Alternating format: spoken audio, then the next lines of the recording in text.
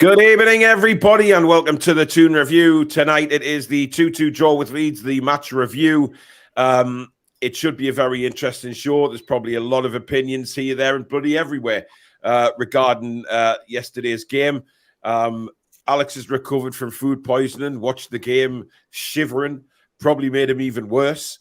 Billy came on here with some very, very good points, of course, and Jack did the watch along on his channel as well. So there is a lot to get through tonight because I'm sure opinions are going to be very varied on certain individual performances, the team. I am, however, just about to put a poll in the chat, and it's a simple question, really. Do Newcastle qualify for the Champions League? Yes or no? That is it. Or should I put unsure in there? Should I put yes, no, or unsure? Should I put the three of them? Or yeah, like 50, no, leave 50, the unsure out because we're all unsure, really, ain't we? Well, you could say it would be sitting on the fence, wouldn't it? And we don't want people to sit on the fence.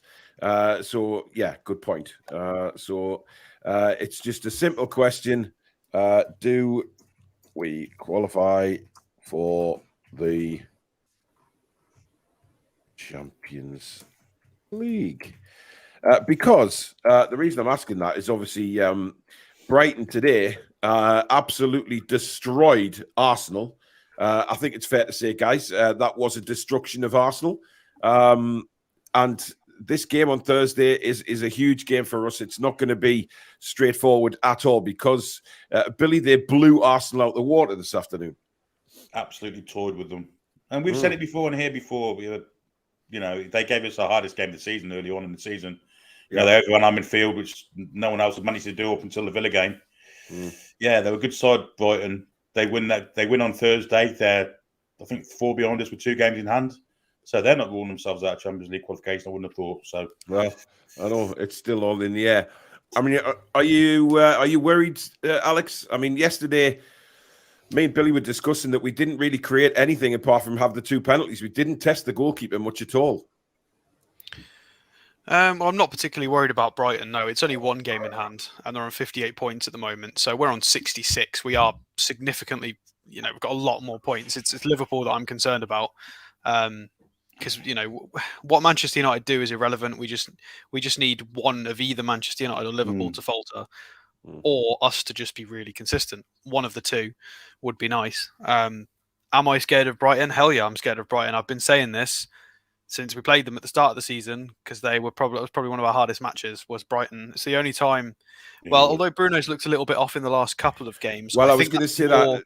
Yeah, but I think that's more to do with Longstaff and ankle and a bit of balance. Whereas against Brighton, it was purely because he got outplayed. So it's the only time I've legitimately seen him be outplayed was against Brighton because Caicedo just had him every single time. So I'm terrified of this match. Going into the Arsenal game, I thought we would probably win it. I'm disappointed we didn't. Going into the Brighton game, I'm a little bit scared of this one. Well, Toon Gamer says one thing we need to discuss tonight is what's happened to Bruno the last 3 to 4 games. I mean, seems he's lost his mojo. Don't know whether he has run out of steam or Longstaff missing, but something is wrong. No. I mean, Jack, what do you think of that?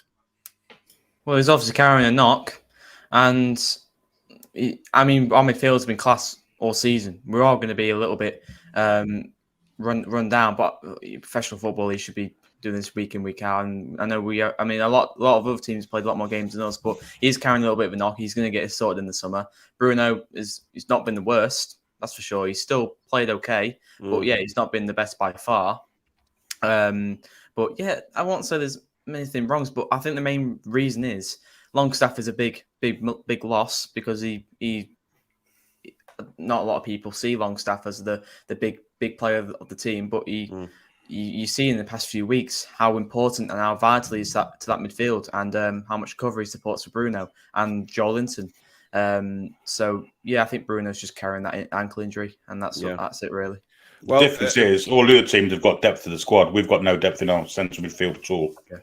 We've got 4 players covering 3 spots. But Brighton rotated and beat Wolves 6-0. We couldn't rotate and do that to someone. I don't think. I don't think we could rotate Matt Ritchie and Elliot Anderson in and still win 6. We couldn't do that. Yeah. We just don't have that quality and depth. Yeah.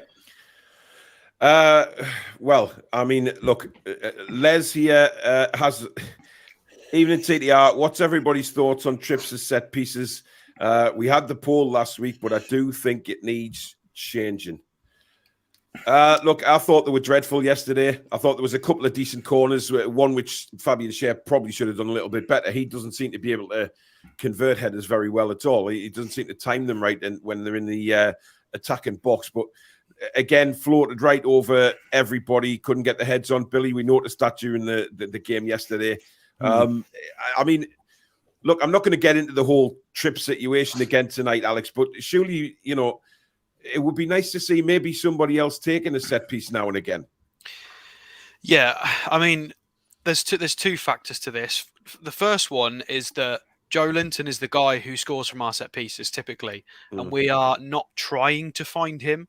Like, I feel like we should try and find him more often, or at least the centre forwards. Whereas I feel like it always falls to Fabian Schär, or it goes to Burn. But whenever we target Burn, it's for him to head it back across goal.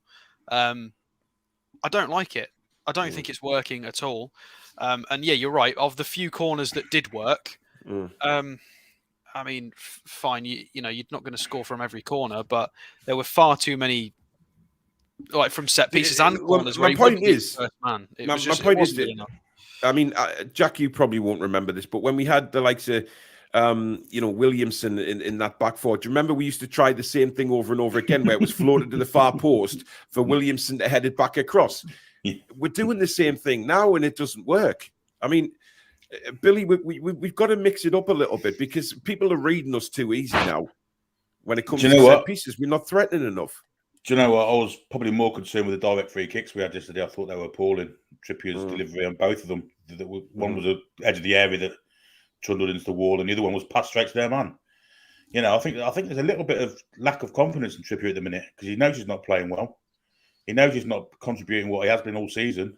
Yeah, maybe there's a little bit of confidence lacking there at the moment, and it might be spreading through the team in actual fact because he's our leader. Yeah, I mean, Jack, he wasn't particularly great yesterday, Trippier, defensively either. Leeds got in a lot down our right-hand side. I mean, not just Trippier, you know, the Leeds' first goal, you know, came from, I think it was it Firpo got through 3 of our players. And again, we just do this thing where we raise our hands as if to say, oh, we're not allowed to get stuck in kind of thing.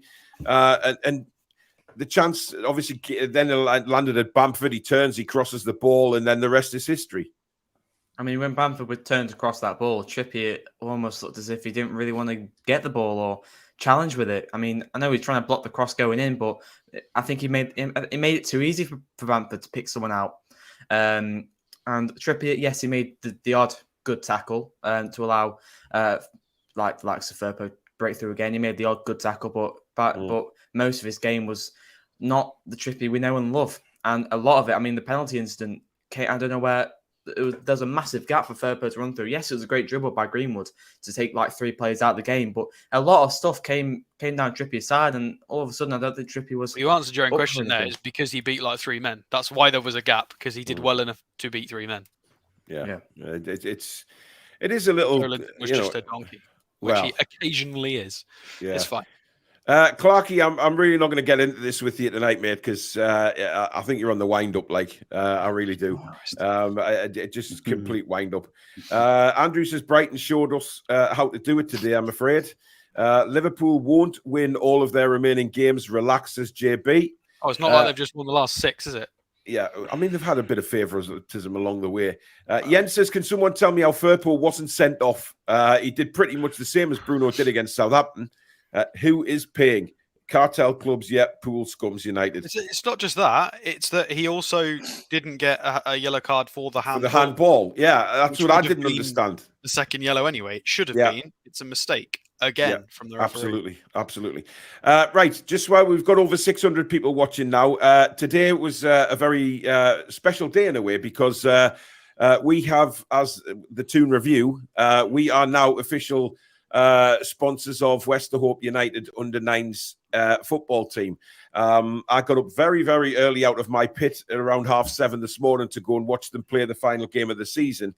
And these guys are just fabulous kids. They really are. They put 110% into everything. Some of the tackles that were going in during the match was astounding. The bravery, the goalkeeper diving out at the feet of players, making 3 or 4 rebound saves. They didn't get the result they wanted to today, but they've been on a fabulous run. Started the season losing all the time, but the kids never gave up. They keep their heads up. Callum came in, the coach, and he's done a wonderful job with them. Steadied the ship, so to speak, and they've been on some fantastic winning runs during the rest of the season, which is absolutely brilliant.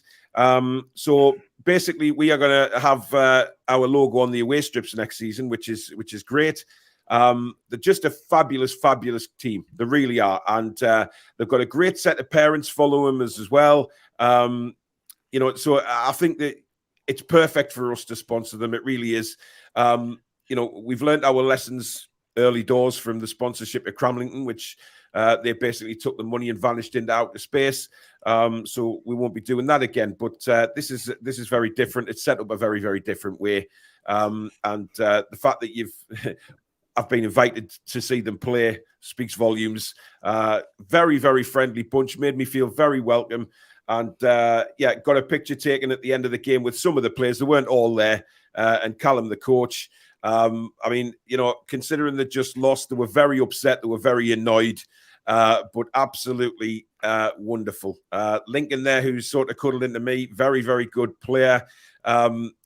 Joseph in the middle with the glasses on there, central defender. Not afraid to get stuck in, I think it's fair to say. Fantastic work rate from them all. There's some very, very decent players there, and hopefully next season they can really, really, really take it to the next level. So it's great news for us. It's something that we really wanted to do as a channel and help promote, grassroots and kids football in our northeast area. And hopefully Westerhope next season can take it to the next level. And I'll be attending quite a lot of the games, watching them and supporting them. So it's big news for us because it's a real proper sponsorship, this. And we will be helping them out any way we can as a channel throughout the season as well if they need everything. So that is why when we say, donate to the channel, etc., sign up the memberships, it all goes to brilliant things like this, donate to charities, sponsoring grassroots football and things like that. So it's big for us, but a massive shout out to Westerhope United. And we're so happy we're involved with them. We really are. So just thought to break that news on the show to everybody. It is wonderful for us. So there we go. Right, moving on. Andrew says, hi, TTR, back from my climb up Snowdonia. Yeah, I saw that yesterday. Ready to listen to another great show. I think we will qualify for the Champions League. Now, we were a bit surprised, Billy, yesterday that Murphy wasn't involved, but it's come out that he had a bit of a thigh strain yesterday, so that's why he didn't even make a substitute appearance. The question is, did we miss Murphy yesterday? Because I think we did. I agree. I think we did miss him. Yeah, I think we missed his endeavour and his... Mickey makes the same run every time, doesn't he? He passes it and runs in behind. That's all he basically does when he's running off the ball. Yeah. He's very predictable. He cuts inside when he has got the ball. Murphy's a bit more unpredictable. If he's fit enough to sit on the bench, why is he sitting on the bench? I mean, it raises big question marks for me. Why not put a youth player on the bench? Why not? If he's not going to play him, give someone the experience to sit on the bench for a game. I don't really understand why he's sitting on the bench with a potential thigh strain. Well, it's interesting. Alex, what's your thoughts on that? It is what it is. He did it with Shelby. He's done it with a lot of players this season. I think it's his little way of saying to the owners, we need a bit more depth. I think it's fair. It's what managers do. I think he's very open with them. I think I think it gives him an added string to his bow when he's having this conversation with like Dan Ashworth, and when the meetings are happening, when he starts to become involved, he can then use that. He can then say, look, this game we had this player on the bench half injured because we haven't got depth in this position, this. I understand the other side of it. Like, you want to give some youth a chance, but they'll get their chance next season. It will come. It's just one of those things. Jack, were you surprised yesterday when we went 2-1 up that we allowed Leeds back into the game the way we did? Because, to be honest, it was a very poor equaliser. I mean, poor defending again. Did we let them back into the game? Oh, I think we did, Alex. I think we backed off. I really did. I think we gave them a corner, and a centre-back scored it from massive deflection. They wanted it more in that second half, Alex. You could tell. They were more determined. I don't know if that's letting them back into the game, though. Well, it was a very jammy goal. It was a jammy goal, yes, but listen, we weren't there yesterday in the second half. We just weren't. For me, we dominated the first half. We had so much possession again, but didn't create. And when we were going through our bad run, that was the problem we were having. We weren't converting or creating chances, Jack, and that happened yesterday. We had to rely on 2 set pieces. Fair enough, we scored from 2 set pieces, but overly honest, Leeds had more attempts on goal and scored their 2 goals from open play. We didn't test the goalkeeper enough. We didn't have that many chances on goal, and that sums it up really. I don't think we let him back into the game. I think they just got that corner. I think Trippier was trying to head it back to the keeper, but went the wrong way. They got the corner. A lucky bounce to Christensen. He volleyed it. Deflection. I don't think we let them back into the game, but they just got a corner and then they scored from it. But it's 18 shots to 9, so they didn't have more shots than us. No, I didn't say they had more shots than us. I said the second half. Jack did. Oh well. I haven't looked at the stats. He ain't looked at stats, right? That's obviously Alex's job. He's a stat man. But Billy, you were concerned second half at the way we played, weren't you? Because we couldn't. We just didn't fire. Where were these 18 shots, Alex, by the way? Because we didn't test their keeper at all. We had 5 shots on target. You got I guess the 2 penalties, Max's curvy one that Robles dived on. They will do it. Yeah, it was concerned. It was just concerning because they seem to have more energy than us. And it's, it seems their squad, even though they're in the bottom 4, has more depth to it than ours does. We're playing the same players week in, week out. They're rotating between Greenwood and Forshaw, for instance. Players are coming in fresh. We're playing the same team week in, week out. And you can see it on the pitch. I think they have more energy than us. Look, at the end of the day, right, we now have, like I said at the end of the watch-along yesterday, we've got 3 games left. We are just obviously reviewing yesterday's game, right? That's what this show is all about. However, what I will say is we are reviewing yesterday's game, but the fans have to back the players now for the rest of the season. These 2 home games that are coming up are simply massive, right?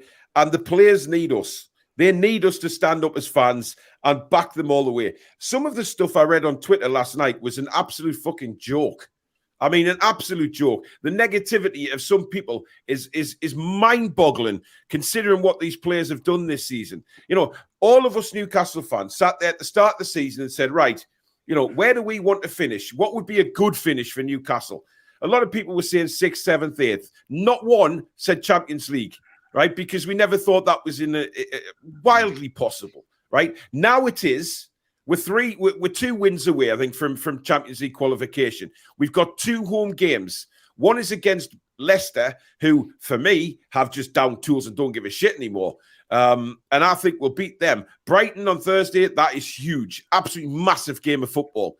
But we can beat them.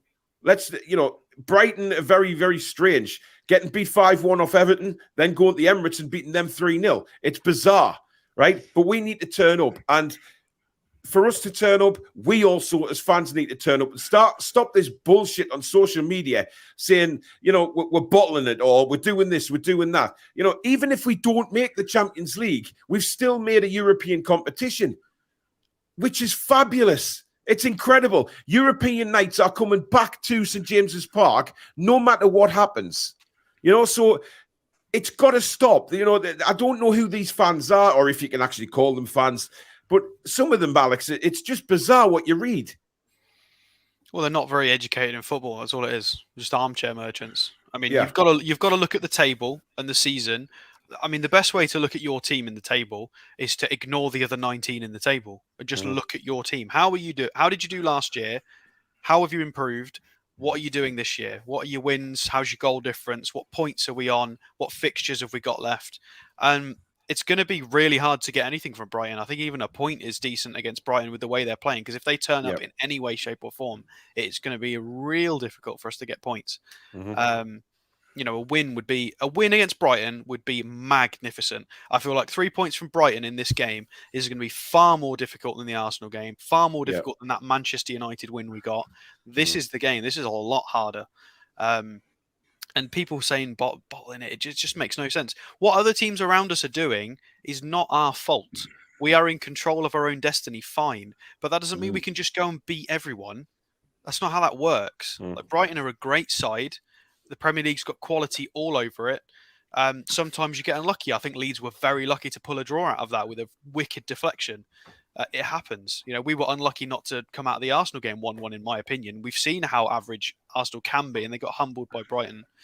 You know, we've still got the Leicester and Chelsea game afterwards, so we'll just have to try. A couple of wins will sort it. We'll try our best. The lads are aware. They're not going to try and bottle it. They'll put in 100%. Yeah, like I said yesterday, if someone had said to us in last July, you've got 3 games left, and if you win 2 of those games, you'll qualify for the Champions League, would have bit both the arms off, both the legs off, and thought they were mental for suggesting in the first place. Yeah. We were in a If situation we only win one more game, though, if let's say we only win one more game and we don't qualify, we're on 69 points. That is incredible. That is an amazing points tally. From I know we're not supposed to say from where we were, but even not. Don't say that. You'll be shocked now. But let's say this was our 3rd season. Let's say we'd had a middle season in between this and we'd finished 8th, where we all predicted, and now this is the 3rd go, and all of a sudden we finish 5th on 69 points. We'd all be like, "This is great. This is progression. Massive points tally, nearly at the 70 mark, 5th place. It's fine. If we get higher, it's obviously brilliant. It fast tracks the project. But we can only play who we've got in front of us, and we've got difficult games." And you know, even the Leicester one, you know, Leicester have quality, and if they decide that they're going to turn up, you know, they're not far away from the same personnel they had when they were playing European football consistently. If they decide that it's an on day, that's going to be a horrible game as well. Like, it just depends on who turns up. Yeah, but let's be honest. If we turn up, we're a different animal. That's you know, the so thing. Yeah, that's the thing. But we've got quite a few personnel and formation shifts at the moment based on different factors that are not in our control. So we've just got to do our best. But the one consolation we can take for the Brighton game is 4 days after they played Man United and beat them, they lost 5-1 to Everton. We played them 4 days after they beat Arsenal. They got hammered by XG. They beat Everton 3-2 on XG. That's the Premier League. So you know, XG is great over the course of a 38 game season, but XG in one game, you can get shafted. Well, the thing is, I don't mind them beating us on XG as long as we beat them on actual goals. Well, exactly. That's what counts. These next 3 games, I don't care what our XG is. We just need to get it in the net. This is what you often say. I don't care if it comes off an arse or a head or a heel. We just need to get it in that sodding net and just get some points, whether it's lucky or not. It doesn't matter anymore. It's, you know, it's game time. Nothing now. It's all about results. Ryan talks about Max Rushton and his comments that he made this morning on the radio. I'll probably do a video on that tomorrow, because I think the man is an absolute genuine bellend.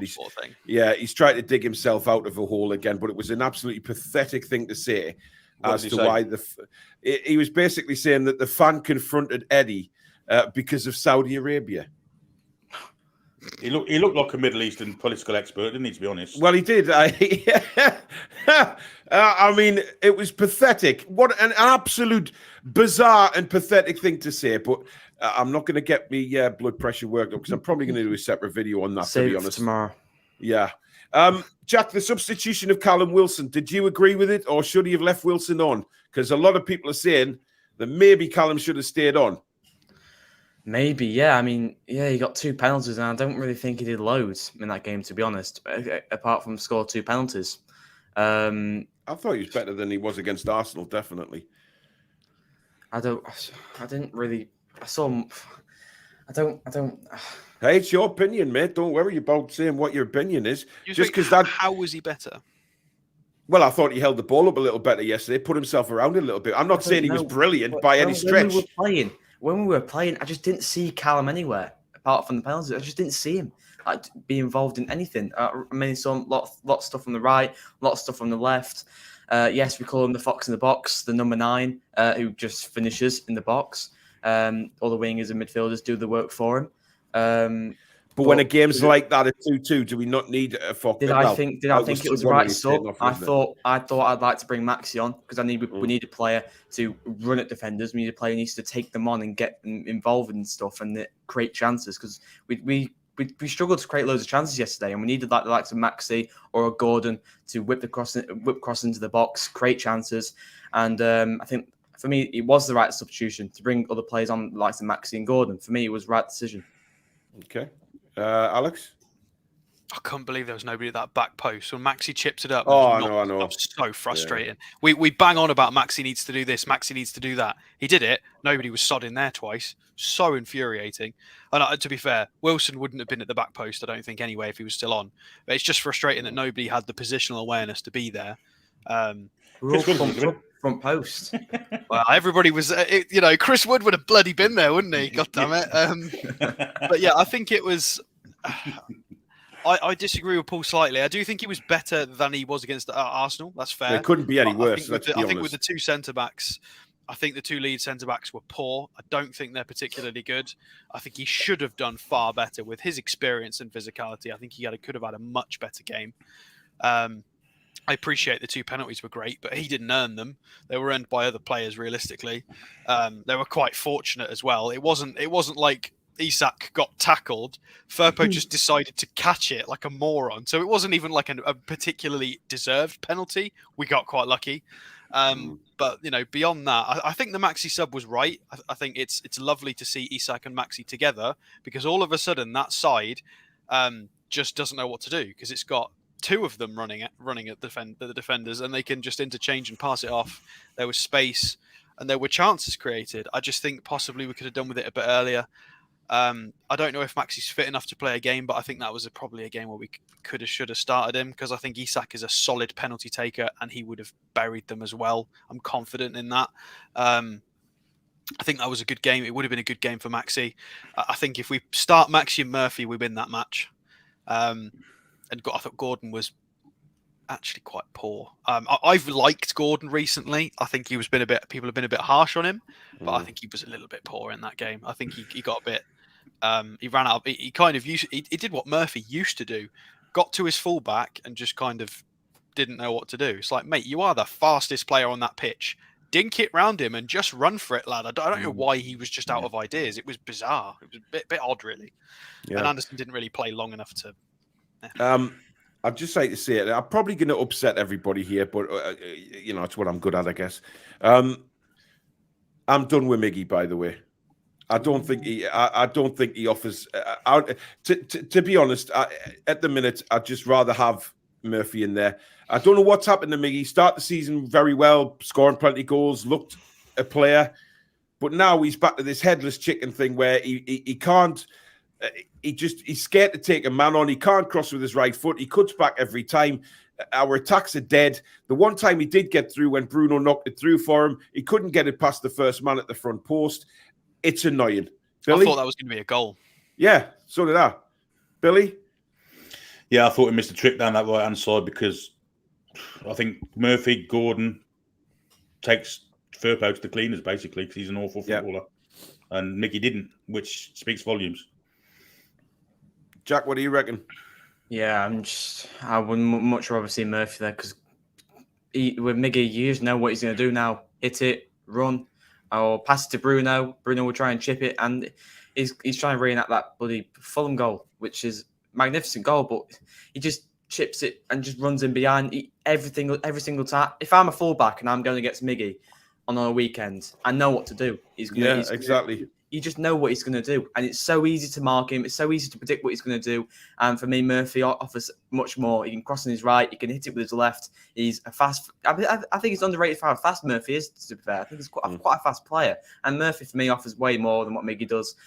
And yeah, I'd much rather see Murphy. Murphy can cross a football. Miggy can't. Can I mention something about this Miggy shot as well? That shot that he does. Yeah. We always used to criticize Maxi because he went through a long period of time where he'd do that silly soft shot that was awful. And recently, whenever Maxi's played, when he does that sort of right-footed curl, he will always win a corner or the goalkeeper will spill it. One of the two, always.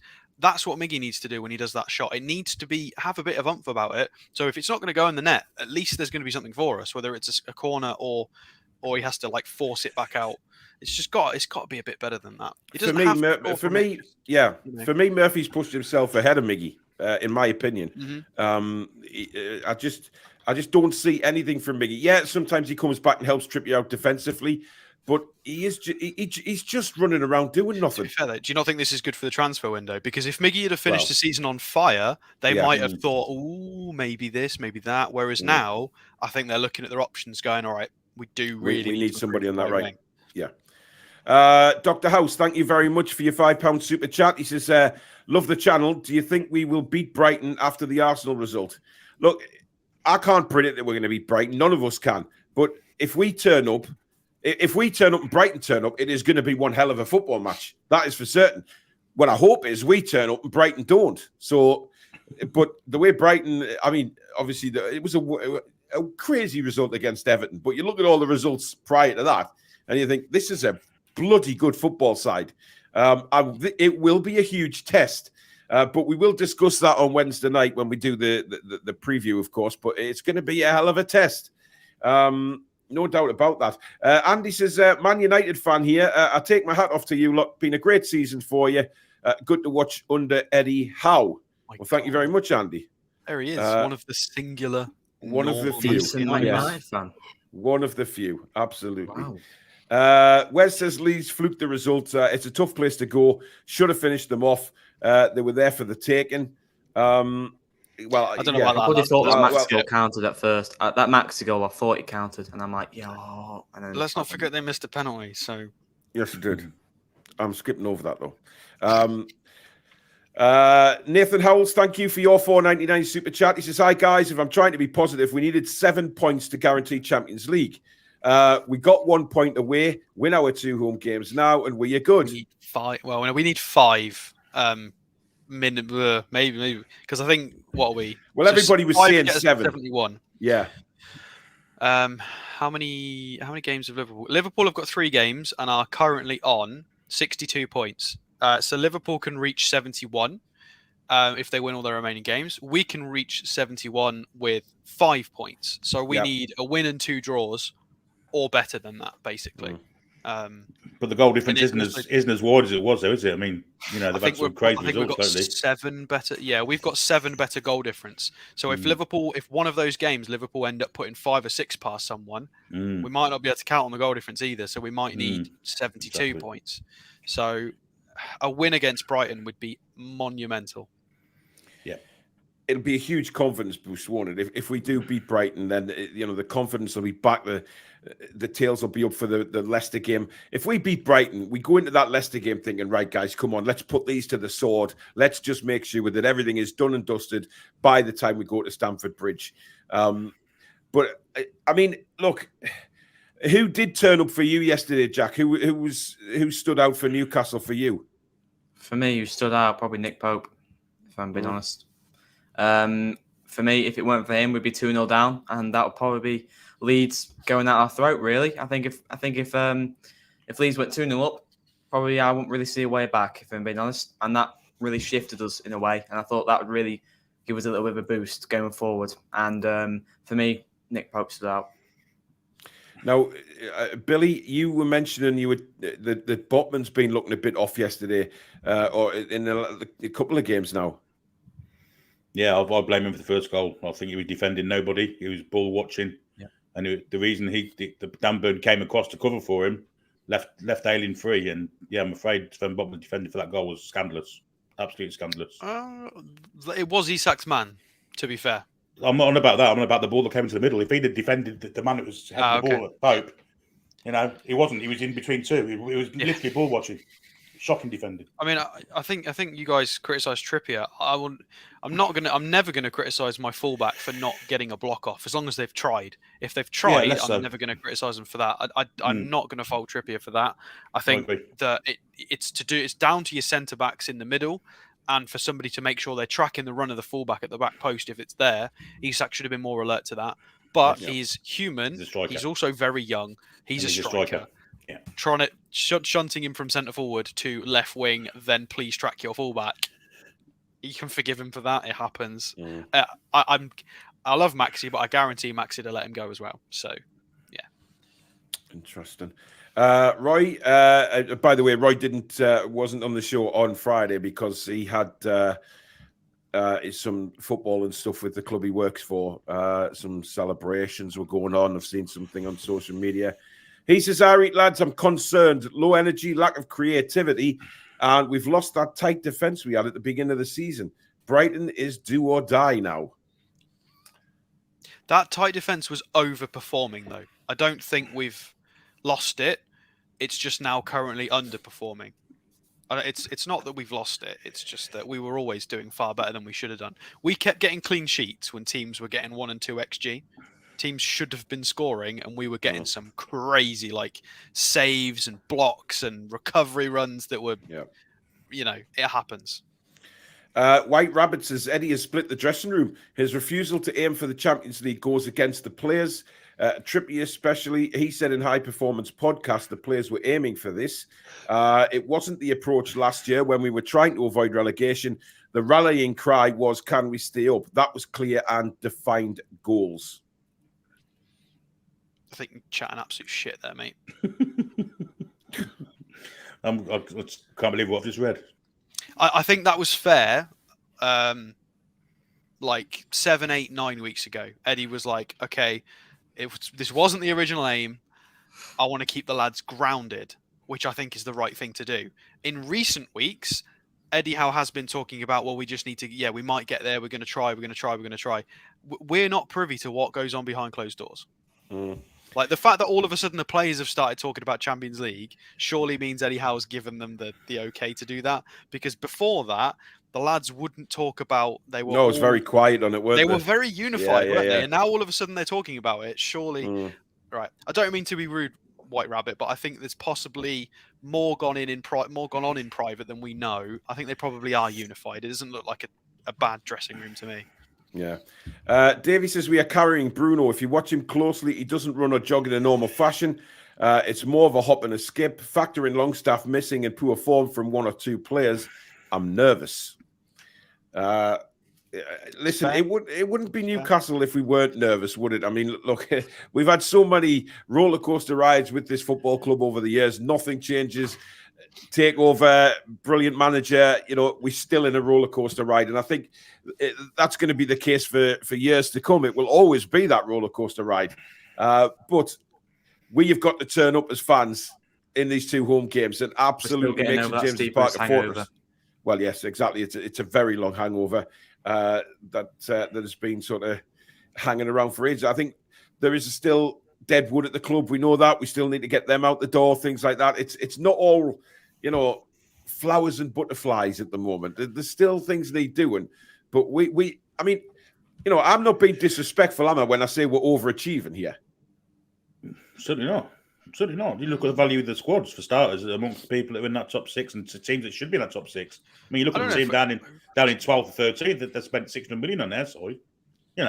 They should be where we are really on value of squads alone. And I don't think we're overachieving. I'm sorry? I don't think we're overachieving. How on earth could you say that? Because we all said this in our predictions. We said probably 7th or 8th, 6th, 8th, 7th. Yeah, we're in 3rd. But, 3rd, Alex. We're 3rd. Yeah, wait. But if we invest right and people have a good season, we might be able to expect more. We did say all of us said this was a possibility, and we've done that. I don't think Botman's playing better than he is. I think that's his level. I think Cher has been brought up in standard to where he should be by good coaching and a good partner. Nick Pope's always been very solid. We know Wilson is capable of this output because he did it at Bournemouth. We knew if he got service, he would do that. He's done that. We knew Bruno was solid. He's been really solid. I think we knew most of this. Probably the only overperformance I would say is Miggy's 11-goal output. I think the rest of it's we knew Joe Linton might kick on and improve and be really solid. I think that's a fair assessment for most of the squad, albeit maybe Miggy's massively overperformed. Yeah, but you're talking individually as a squad. No, yeah, as a squad. I think on the whole we performed where we probably. We underestimated, but we definitely said it was possible. We all said it was possible, but. Do you, in your honest mind, think Eddie Howe would have been thinking to start the season Champions League? I think they would have been thinking, all right, let's try for top 8, and if everything clicks, more might be possible, but we'll have to see. They were aware of the talent in the squad, especially when you sign somebody like Isak. Let's not forget Isak was out for 3.5 months. Imagine what he could have done. We could have had a lot more out of this squad. Well, Jack, what do you reckon? Do you think we've overachieved or not? Personally, yes, I do think we've overachieved. Okay. I mean, obviously, you weren't on here at the start of the season. Where were you thinking? If you look back at the start of the season, you saw the players we brought in.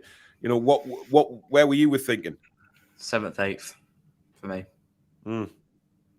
It's interesting because, it is. And I think a lot of fans would, if I look back to the start of the season, I don't think anybody was talking about Champions League qualification. No way. Even with the signings of Botman and Isak. Overachieving is maybe a little bit of a harsh.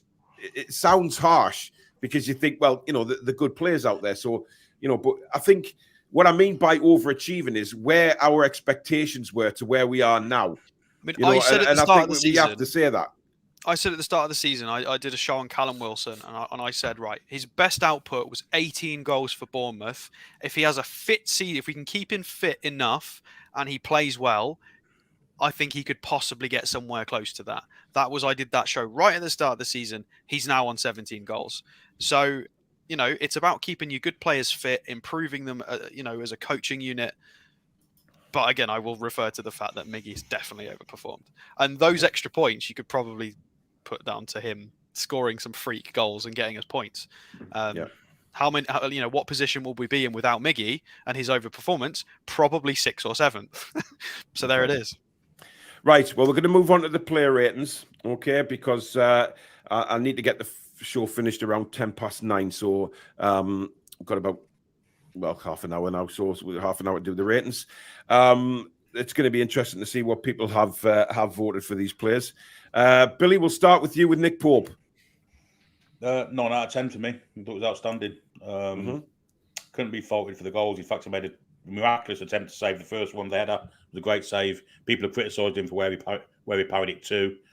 Such short distance and range of a header to actually get himself to that ball was miraculous, and then save the penalty after that. And he was beaten by a lucky deflection for the second. So, 9 out of 10 for me. Okay. Alex? I completely agree. I thought his sweeper keeping was brilliant. I thought their keeper made a hash of a few sweeping attempts and then went straight down the other end, and Nick Pope was brilliant at it. I thought his distribution was better. He was calm. Penalty save was brilliant. I don't think it was his fault for any of the goals. He gets a 9 out of 10. He was really good. Okay, that volley he did have just outside the area. Good call. Oh, yeah. Yeah, absolutely. Absolutely. Yeah. Oh, dear. Mark Toon says it's a magical overachievement. Of course, number one was expecting to be where we are. You just like the sound of your own voice, piano man.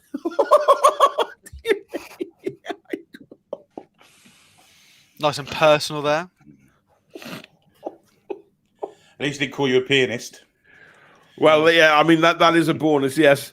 Wow. Holy shit. Alex, would you like to respond? I mean, I think I explained why I think that quite fairly. Yeah. You explained nothing and just insulted someone. So exactly. Yes. Jack, Nick Pope. Yeah, I agree. 9 out of 10. I think his sweeper keeper was brilliant when he came out and followed them away. Thought very confident from Nick Pope. Poor defending for the header on the first goal. He got down to save it. It was very close. Ayling was very close to him and just got the tap in. Second goal, deflection.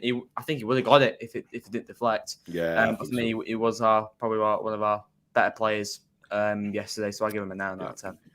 Okay. I'll give him a 9 as well for exactly the same reasons that you guys have given him. I thought he was brilliant yesterday. Ian Fleming, thank you for your £5 super chat. Everyone talking about Brighton, but I think we will beat Chelsea if we need to. That's a good point. Chelsea are not good at the minute, but it's another one of those teams that just could I randomly don't want to go. problem. I don't want to go to Stamford Bridge needing something. Right, I'm telling you now, I don't want to go needing something. There's a few teams that if we played again, like Everton or Southampton, there's a few teams in the league that I'm confident if we had to play them again, we could definitely beat them. But the ones remaining, I feel like they all could perform a lot better than those other ones. I wish we had a Palace or Wolves or Fulham, something like that. Yeah, I think those are, for us. I think that's more of a sure win. But these three that we've got left, they could play awful or they could play really, really well, and it's terrifying. Right, we'll move to Kieran Trippier now. Jack, we'll start with you. His set pieces again was really poor. The odd tackle he succeeded in, but for me, I'd give him a 5. I don't think he was good at all yesterday. Okay. I'm going with a 5 as well. I thought he was poor, but I mean, Billy, we spoke about this yesterday after the game and said, you know what, despite that, is he's still needed there for his captaincy. His captaincy is fantastic. The way he leads he leads the players, and he's not going to be. It's impossible for Trips to be 8, 9 out of 10 every week. I just think he's starting to feel a little bit fatigued. Billy. Yeah, he's played every game of the season, and he's 33 years of age. I wouldn't give him a 4. I thought it was shocking. Fair enough. Alex? I agree with you guys, but I'm going to give him a 6. Right. Now, are you giving him a 6 for a crazy thing again, Alex? Because you're giving him a 6 because he maybe had a little bit of a muscle pull? No. He got 3 key passes. He got nearly 0.4 XA, so he was creative in some points, but obviously that is because we give him a lot of the ball to do that. So, when you do it enough times, you're going to create a few things. So, 5 crosses, 3 key passes. He gave us a bit of creativity, but then there was just so many poor deliveries. And he was a bit off. I don't blame him for missing the block, though. Every fullback misses a block. I think you've also got to look further up the chain for that goal. But it was a 6. It very well could have been a 5 as well. But I want to give him a little bit more because he did help a little bit. Okay. Right, we'll move to Dan Byrne. And we'll start with Alex on this one. Dan Byrne, for you. I'm going to give him a 7, I have a big gripe. It's the same gripe as last week, and it's that he is never in the left-back position post-defensive set piece. And the problem is I can't blame him for that because it's obviously an instruction. But every goddamn time we have that coming in from that side, he stays central, and we've got nobody to close down on that left side because he's obviously told to stay central, which is fine. It's not his fault, but it's causing us so many defensive issues from defending set pieces, and I hate it. And it wouldn't be a problem if we had a standard fullback, which is not his fault. But I thought he was all right. I don't think he was at fault for really that much. He won a ton of duels. He was fairly solid, 84% passing accuracy. It was one of his more tidy games. And the only gripe I have about him is not even his fault. It's just to do with how we set up for set piece defenses. Yeah, I'm going with a 6. Similar to what you said, Alex. I just think, if I'm giving Trippier a 5, Byrne wasn't really that much better. But we don't give him much onus to go and do things. No, He's got quite a rigid job. So as long as he does that job, I've got to rate him accordingly. Yeah. Jack? I don't think it was great. Dan Byrne yesterday. Couldn't really get anything on set pieces, really. But if I've given Trippier a 5, I'm going to give Dan Byrne a 4. A 4? Oosh. Billy? I don't blame him for the first goal. I think actually he did his bloody damnedest to get across and mark Rodrigo at the far post. Probably been better if he'd shouted to Sven to do it and then stayed on Ayling himself, but he didn't. He took the route of getting there himself. Yeah, I thought he was pretty tidy, actually. I'm going to give him a 6. Okay. Right, let's move to the centre-backs now, and we'll start with Fabian Schär. And I'm going to give Schär a 6. I don't know. He missed a good opportunity with a header. His passing wasn't great yesterday. Just steady middle of the road for me for Fabian yesterday. Jack? Yeah, it was a bit. I'm saying steady on the road as well. It doesn't seem to really, when he gets a header, he does well to win the header. Mm-hmm. But after that, it don't really convert it goals. When you win a header, you either bounce it down into the corners where the keepers can't get it. It didn't really do that with the headers.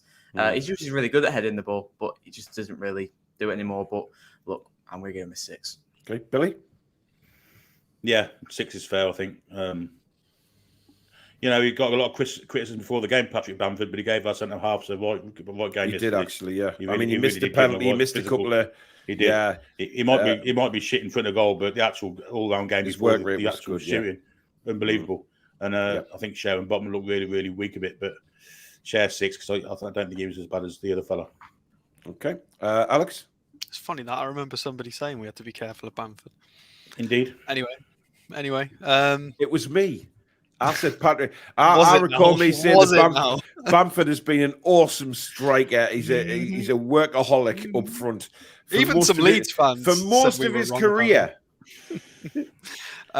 So I'm going to give Schär a 7. I think you've been a little bit harsh, but for a centre back, I thought he was fairly solid. He does sometimes step out a little bit too much when somebody's running at him at full flight. I don't like when he steps up. It's really terrifying because people do go around him. But beyond that, his passing was really, really, really, really solid. 88% pass accuracy. Solid in the duels. Careful. I didn't like that he was at that funny offside that he got, but never mind. I have just noticed as well that left-footed volley that he attempted. Bloody hell. I've had a look. So he scored 1 goal this season, which was obviously the Nottingham Forest goal. Mm-hmm. Do you want to take a guess at how much XG he's produced? So he scored 1 goal. 1.4. Yeah, Billy, Jack. Well, I'm going to say 0.9 or something ridiculous. Jack. 1.5. 4.5 XG. He should have scored nearly 5 goals from the amount of opportunities he's had. Our centre halves have been a combination of unlucky and just frustrating in front of goal. How many games should he have scored in? Those extra goals could and should be the difference with us in the Champions League. Really, our centre halves have really underperformed in front of goal this year. Yeah. Right. Let's move to Botman, Billy. It's his worst game for in a Newcastle shirt for me. Yeah, I thought he got bullied by Bamford. I thought it was shocking for the first goal. All in all, looked really uncomfortable. I'll give him a 4. Okay. Jack? It wasn't great. Botman wasn't great. He has looked a bit off in the past few weeks. I'm going to give him a 5. Okay. Alex? I'll give him a 5 as well. I think the only reason it's not lower is because he got 93% pass accuracy, so was generally quite solid in that phase. But yeah, he struggled for a 6 foot. Didn't really ping any long balls out yesterday, does he? That he normally does. They were very sort of just sideways. It was very tidy, standard passing, but there was nothing penetrative or dangerous, which we could do with. He wasn't doing his crazy switches either, which we used to see a lot of with Miggy and Trippier over that side. Yeah. That was used to how we got up, but and then some of the defensive mistakes as well in positioning. Yeah, 5. Yeah, 5 for me as well for all the reasons said. I just don't think he was at the races yesterday. But listen, again, the season he's had. I mean, we'll do the season ratings at the season review that we do at the end of the season, obviously. But anyway, we'll move on to Bruno now. Jack. Look, I know he's carrying an ankle injury, and we say that every week.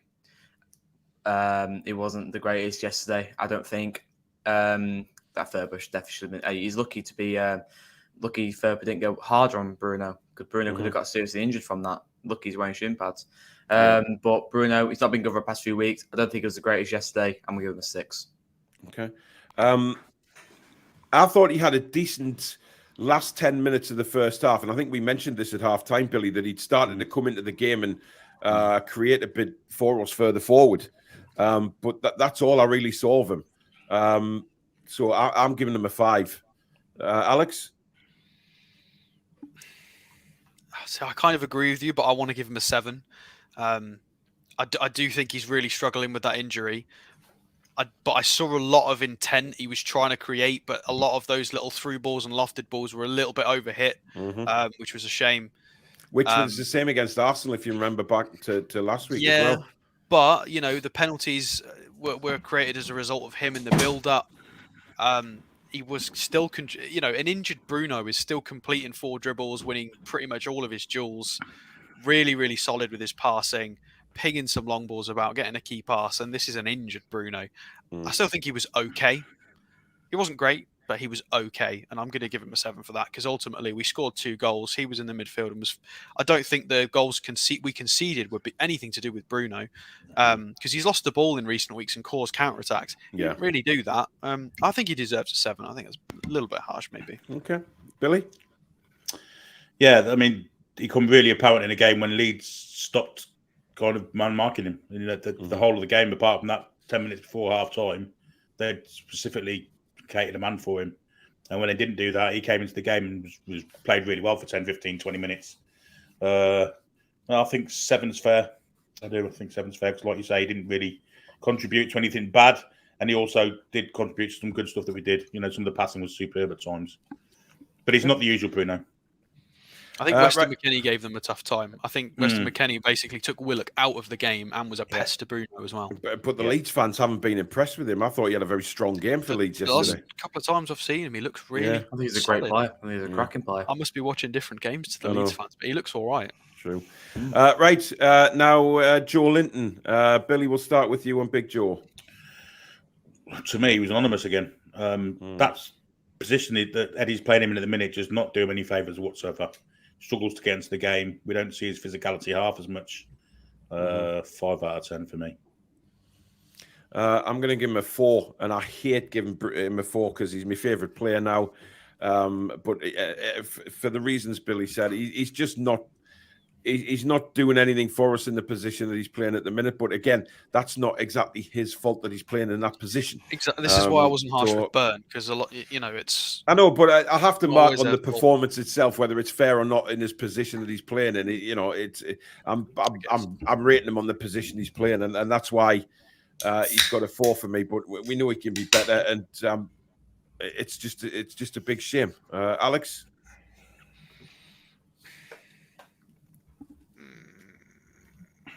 5. Okay. I thought he did a lot of good things in that game physically. He won most of his duels. He was quite strong. But on that right-hand side, he just struggles with any sort of ball progression. He just can't do on the right-hand side, whether it's finding a pass or driving with the ball. It just can't do it on the right. It's bizarre. So I thought he was tidy-ish enough physically, but then the penalty given away, that was a rubbish penalty to give away. There's no excuse for that. It was awful. Bollocks. Yeah.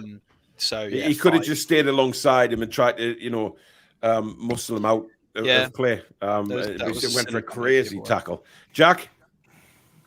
Look, he doesn't suit his long snap position. He really, really doesn't. But what else can we do? Clumsy penalty to give away. I don't know what he was thinking there. Just as you guys said, muscle amount of play. He's definitely stronger than Firpo. And I think to go in for a challenge, which I think if I was Johnson there, I think I know I wouldn't win the ball if I'm behind him. Yeah. And the referee would certainly give a penalty. I must have out of play. I'm definitely stronger than Firpo. I must have out of play and cause problems with Firpo trying to get across into the box or do whatever he wanted to do. Wasn't great. Jolinton, he's one of my favourite players. I really hate to give him this rating, but I agree with Paul 4. Okay. Joe Willock. I don't think Joe Willock did anything yesterday of note.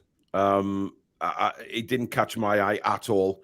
But again, I think that's because his partnership with Joe Linton has really blossomed this season, and when Joe's not playing in that position, it kind of affects them both. Willock didn't do anything for me yesterday, so probably one of his poorest games I've seen for a while. It's a 3 from me. Billy. the most disappointing player on the pitch for me, because Joe Willock should and could have been the catalyst to us winning that game. Because he had the win on all the Leeds players. But he had in his head yesterday that he was the only player that could do anything. Very selfish, very greedy, not releasing the ball at proper times, even though he beat players. Really disappointed with him. 4 out of 10. Okay, Jack? I give him a 3. Really disappointed with Joe Willock yesterday. Really disappointed. I felt like he just couldn't be asked yesterday. And well done. I mean, yes, it's Joe Willock's poor performance, but a lot of the Leeds players kept him out of the game, really. But look, from minute 1, I feel like he just couldn't really be asked to do anything in that game. And I really disappointed him. 3. Alex? I'm going to give him a 5.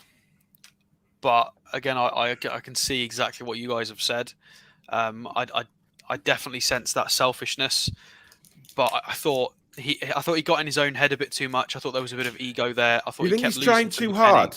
100%. It's not that. Well, it might be. There was a recent interview where he talked about, when I left Arsenal, I was a boy, and now at Newcastle, I've become a man. And I agree to a point, but I do think, we've talked about this recently with Joe Willock specifically about, we know there's another gear. Once this lad develops that sort of mental awareness and that physicality, if he can find that next gear, he'll be a superstar. It's whether he can find it, whether it exists. We hope it does. And this was a game where he kept, 9 out of 17 ground duels. So that he won a lot, but he also lost a lot. He really struggled against McKennie. I think he got in his own head. He had a bit of an ego game. He was like, right, I'm going to he just should have been playing our game, the team game, thinking about the instructions. It wouldn't have surprised me if you have a face cam on Eddie Howe and Tyndall if they'd have been shouting at him a bunch. It wouldn't have shocked me at all. He did provide 3 key passes to Isak, but I think he could have done a lot more and just sort of ignored what else was going on and stuck to the game plan. But I'll still give him a 5. I just think it was his own head that let him down, really.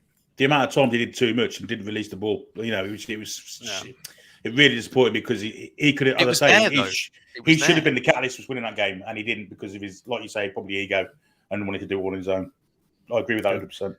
But he's still 23, he will grow up a bit more and he'll learn from this, hopefully. As long as his head's in the right place, he'll learn. Yeah. Right, the front 3 now we move to, and we'll start off with Miggy on the right. Jack? Miggy was poor. What can I say? He was absolutely awful. You just know what he's going to do. He had a few shots. 1 nearly went in. So give respect to him for that. But again, he's just Miggy. You just know what he's going to do. Like I said earlier, as a fullback, if I'm studying my winger, who I'm playing against, I don't really need to study because I just know what he's going to do. I think it was poor. 3. Alex? I'm going to go for a 3 as well. I think this was the poorest performance on the pitch.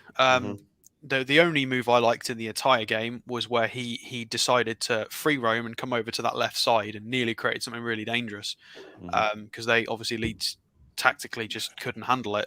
And I don't know why we didn't try it again, because it worked. The defensive contribution, the lack of ingenuity, creativity. I understand that a lot of Trippier and Bruno's balls to him were overhit or underhit. Fine, maybe you could put some of that down to that Miggy was having to try and create out of nothing because the delivery was a bit off. But you've got to do a bit better than that. It was really poor for him. Really poor. Billy? Yeah, I'm afraid he's way too one-dimensional, and defenders have sussed him out. And it's happened probably sooner than what most players get sussed out. He's a headless chicken again. He's frustrated because he's not getting into the spaces without defenders being there. I think that 6-minute period he had is the exception rather than the rule now. I'm starting to believe that. I'm going to give him a 4 out of 10. Well, I'm giving him a 2. I thought he was absolutely bull rot yesterday. And like I say, he's one-dimensional. He's not offering anything. He can't get a cross in. As a winger, you've got to get crosses in. You've got to cross the ball. And he can't, because he has to keep turning onto his left, rolls it to Trippier. Trippier then fucks it up anyway with a terrible cross. And it's just frustrating the shit out of me now. So 2 for Miggy. This is the double nail in the coffin, isn't it? That earlier on in the season, when they were both playing well, you'd got either option was a good option, because you'd got either Miggy cuts in and does something useful, or Trippier's delivery on the overlap is useful. So whichever way we go, we get something reasonable and possibly a good chance. Whereas now, neither of those options are producing anything for us, and it's just really frustrating. Some people are asking in the chat, what's happened to the old Miggy? Well, this is Miggy. The old Miggy. This is the old Miggy. Miggy did well for the 6 months of the season with a bit of confidence. Maybe, but I'm done with it now. He's not going to score as many of those wonder goals. We need a right winger. I'm under no illusion about that. We need somebody on the right. Well, they'll give him a new contract. So, well, yeah, but that's squad depth, isn't it? Right, we'll move to the left and Alexander Isak Galax. Oh, that's a tricky one. I'm going to give him a 7. I'm going to give him a 7. Playing, I know he can play left, but I think he's out of position, in my opinion. Mm-hmm. He helps to win the penalty. I know Firpo tried to play volleyball, which was ridiculous, but Isak put himself in the right places to win penalty. He won a penalty. He was still very lively. He contributed a lot more physically than Wilson did. Yeah. But I think we could have done with him centrally a little bit more. I think if you're going to play him left, I don't know, it just didn't work. It didn't work in that game without Longstaff. You can play him left, but you need Longstaff there as well. And then, yeah, it's a bit weird. Okay. I want to see him central. I know Wilson keeps scoring, but you've got to drop him. Jack? Yeah, I agree with Alex. I give him a 7. Mm-hmm. I don't mind Isak on the left, but it doesn't work like without Sean Longstaff. And with games with Isak being up top, he's performed out of his skin and has scored quite a few goals. So I don't want to see Isak and Wilson for the remainder of the season. I want to see a change, and I want Isak up top. Yes, that means dropping Wilson, and he has been scoring. I know he has been scoring, but you're gonna have to drop one of them. This is the thing with Isak and Wilson. One's got to be dropped and one's got to be played. And Isak for me shines above Wilson because he offers more. And for me, I want to see Isak up top next week or this Thursday. Sorry, and for me, Isak 7. Okay. Billy? Yeah, I don't think it's doing him any favours playing on the left, I'll be perfectly honest. It's okay as a last resort when we're behind and we're really gambling and going gung-ho to go with him and Wilson in the same team. But, I don't think it works as a starting point of view. It didn't work last week and it didn't work yesterday. And we're stifling our best player by doing it. He's got to be central. He's got to be central. And if he'd have played central yesterday, I've got no doubt we'd have won the game. So work rate alone was fantastic. He's got the great touches. And I think 7 out of 10 is a fair score for him. Okay. I'm going for 7 as well for all that's been said. I mean, I just want to see him through the middle. Right, well, Callum Wilson. Now, I'm giving Wilson a 9. And I'll tell you why I'm giving him a 9, right? It's because the pressure he was under with those 2 penalties were intense, right? The first penalty, Leeds had just missed. It was literally a minute or so after it goes up the other end, we get a penalty. And, the pressure is massive to get an equaliser. But the second one, all that bullshit from the Leeds goalkeeper, the players, the pressure he was under to get that goal was immense. And he took both penalties with aplomb. Absolutely brilliant. So whatever the rest of his game was, those 2 penalties alone, the way the pressure he was under to actually put them in the back of the net, he gets a 9 from me. Billy? Yeah, I think that's fair. I think for the pressure he's sustained for them penalties alone, just showed up what a cool and calm customer he is. For 2 goals, you've got to give him a 9 out of 10. Okay, Jack?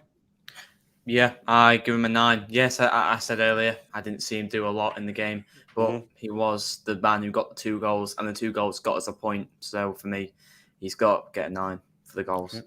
Alex? I think that's fair. I think a 9's fair. I don't think I agree quite as much. I think, somebody of his experience, his age, how good we know he is at penalty taking, I think there is an expectation to score at least one of them, hopefully both of them, and he did. I'm not going to, sing his praises too much. I think he deserves a 9, and there were good penalties, but you've at this level, I'm not buying this whole penalty spiel because there are players from other countries who consistently bang in penalties no problem. It just seems to be an English thing. You should be scoring your penalties. It's a one-on-one against the keeper. If you place it well, the keeper's never going to get in there. Yeah. Have we all voted there? Yes? Yeah, all Right. 9s, I think. Right, we quickly move on to the substitutes. We will have to get through these a bit quicker. Right, who came on first? Gordon Maxi. Maxi, was it? Gordon and Maxi. Gordon Maxi, yeah. Right, well, I'm going to give them both. Well, I'll give Gordon a 6, Maxi a 7, to be honest, Billy. Yeah, I agree with that. Okay, Alex? I need Gordon a 5, Maxi a 7. I think 6 is. I thought that was probably Gordon's worst performance for us. It's got to be a 5. I thought Maxi was decent. I think he was unlucky a little bit in his defensive. He tracked back and tackled twice that weren't fouls, and they got blown for fouls. I felt a little bit sorry for him because I thought his defensive work was really solid. He just kept getting the referee just decided to keep blowing for no reason. Next. Okay, Jack? Yeah, I agree. 6, Gordon 6, Maxi 7.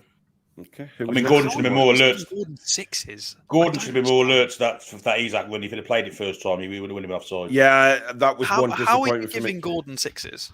I think he did a bit. I think he made a. He's only on 20 minutes. He's only on But some 20 people minutes.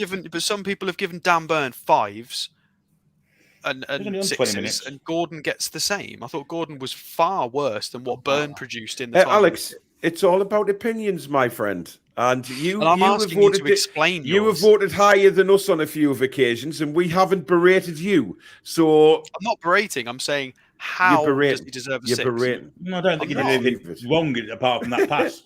Basically, I don't think he did anything. I don't think he did anything at all. I think he did anything right. 6 to me is an average score, as I've always said. Yeah.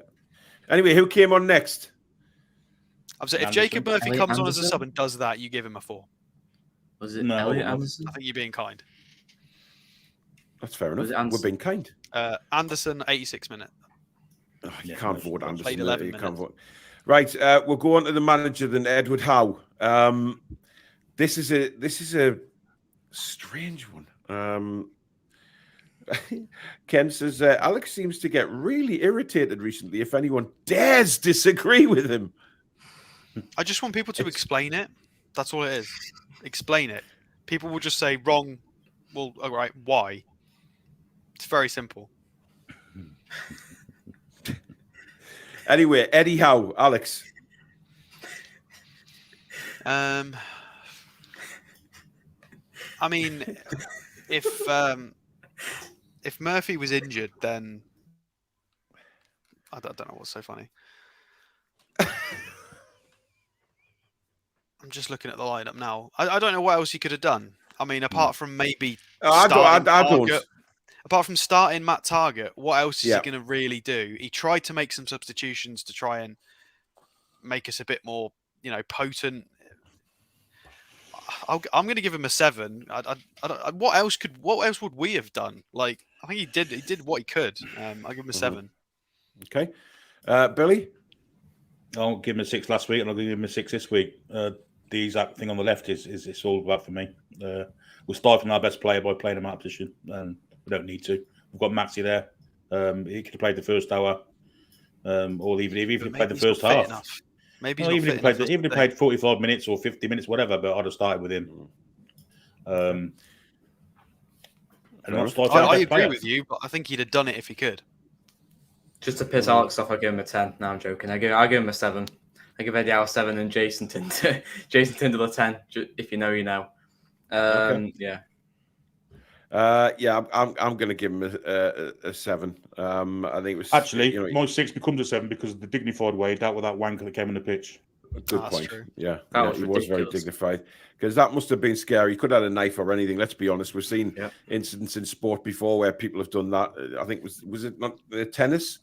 It literally Monica Seles, literally took the people from our club to take him away. Not even the staff. I'm sure I saw Triple H from the WWE. But that's I think he's part of our security, though. I don't know where anybody was. There's a video on TikTok of him coming out and then Triple H music in background. I think he's been in one of our videos. It's time to play the game. Right, that is it, guys, for the review. Now, tomorrow, me and Alex will be bringing you a transfer show. Tuesday night, the 4 of us will be back. We're going to do a very special show on Tuesday where I went all 4 of us on because we're going to talk about players leaving the club, who should be going, and why. So we'll have a very interesting chat about that with all four of us on Tuesday. Wednesday will be the match preview for the Brighton game. Billy will be doing obviously the watch along on Thursday, bringing back Billy Bod Coleman's commentary. So a lot to look forward to, and we will probably do well. We've got one of those situations where actually no, we'll do the match review on the Friday night, and obviously Sunday night we can probably do the match preview for the Leicester game, which is on a Monday. So there you go. It's all shipped out. Now Alex will be up here with me on Thursday night for the Brighton game. So we'll bring you stuff from the ground as well. But Billy will bring you the fantastic commentary on that. So, but thank you for your super chats tonight, guys. Really do appreciate it. Thank you to the mods for their fantastic work yet again. But of course, mainly out there to you guys. Thank you so much for everything. And once again, a massive shout out to Westerhope United under 9s. We are right behind you guys for next season. And thank you to Alex, Billy, and Jack. And we will see, me and Alex will see you tomorrow. And then the four of us will be back on Tuesday night. But in the meantime, good night, folks. No way, the lads and lasses. Come on now. How are the lads? Come back and check out some green.